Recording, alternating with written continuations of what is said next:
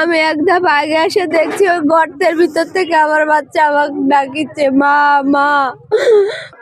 আমি কাল দুপুরবেলা দুই বাচ্চা কুলে নিয়ে যাচ্ছিলাম, যাইতে সময় ট্রলি ওখানে পুঁতেছিল। ওখানে ট্রলি, মাটির ট্রলি পুঁতেছিল। আমি বলছি চলো আব্বু আমরা ট্রলি দেখে আসি। বলে আমি দুই বাচ্চা কুলে নিয়ে গেছি, যাই আমার ওখানে যায় ডানা লাগে গেছে। আমি বলি বাচ্চা, বলছে আব্বু একটু নামো, আমার ডানা লাগে গেছে, আমার বাচ্চা আমার কুল থেকে নেমে গেছে। আমি যাই আগে আগে, আমার বাচ্চা যায় পিছন পিছন। যাতে সময় আমি গর্ত পার হয়ে চলে গেছি, আমার বাচ্চা ওই গর্ত খেয়াল করেনি, লাড়া দিয়ে ঢাকা ছিল। পরে পাও দিছে আর ঢুকে গেছে আমার বাচ্চা। আমি ওখানে খাড়াইছি, আমার বাচ্চা আমাকে পড়ে যায় আম্মু আম্মু করে ডাক দিছে। পিছন ঘুরে তাকায় দেখছি আমার বাচ্চা আমার কাছে নাই।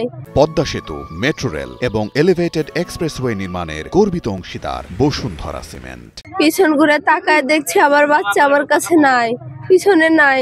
আমি বলছি আমার বাচ্চা মনে হয় পুকুরে পড়ে গেছে, পুকুর থেকে মনে হয় ডাকতেছে আবার। আমি এক ধাপ আগে এসে দেখছি ওই গর্তের ভিতর থেকে আমার বাচ্চা আমাকে ডাকিচ্ছে, মা মা মা মা করে ডাকিচ্ছে বাচ্চা আমার ভিতরে থেকে।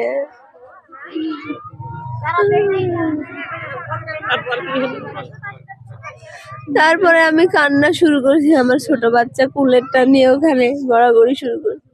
গর্তটা আগে থেকে জানতেন নাকি যা ছিল? আগে থেকে জানতাম, কিন্তু আমি সে সময় আমার খেয়াল ছিল না। আমার বাচ্চাকে আমি ছাড়িয়ে দিছি যে ওখানে গর্ত আছে, আমি এটা খেয়াল করিনি, আমার খেয়ালই নাই।